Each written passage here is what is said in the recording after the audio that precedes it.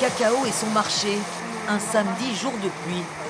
Les clients ne sont pas au rendez-vous, mais pour ces marchands, hors de question de ne pas être présents. Il faut toujours foncer, il faut toujours faire quelque chose. On ne peut pas rester sans rien faire, on ne peut pas faire perdre cette image du grenier de la Guyane aussi. Alors même malgré tous ces entreprises, on essaye, toujours. Et c'est vrai que la production, on en perd plus de la moitié, même voire la totalité, mais on arrive quand même à faire quelque chose. Les agriculteurs de cacao vivent depuis un an des moments très difficiles. Les inondations à répétition dans les champs et la crise sanitaire ont eu de lourdes conséquences dans le village Hmong. Et s'il pleut comme ça continue comme ça, ça va être inondé encore, chose que je ne souhaite pas. Et on fait avec, on n'y peut rien. Quand c'est le ciel qui le fait, donc on ne peut pas contrôler tout ceci. Et la route des champs est mauvaise, la pluie et tout ça, très très difficile. L'accueil des villageois, malgré leurs difficultés.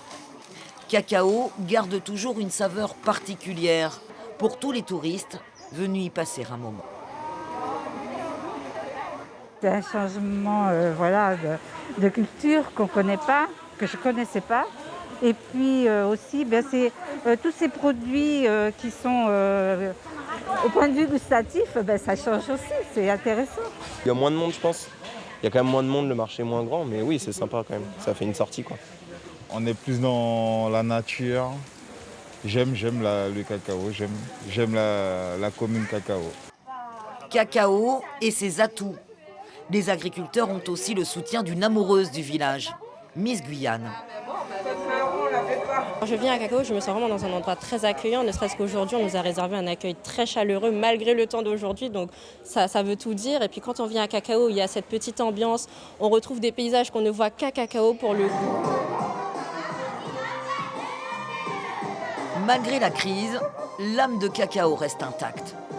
Faute de clients, Pyonkyo et Yassia se lancent dans la danse au milieu des étals désertés. La chanson dit « Venez danser ». Elles n'ont pas hésité. Une danse traditionnelle Hmong pour oublier les difficultés du quotidien.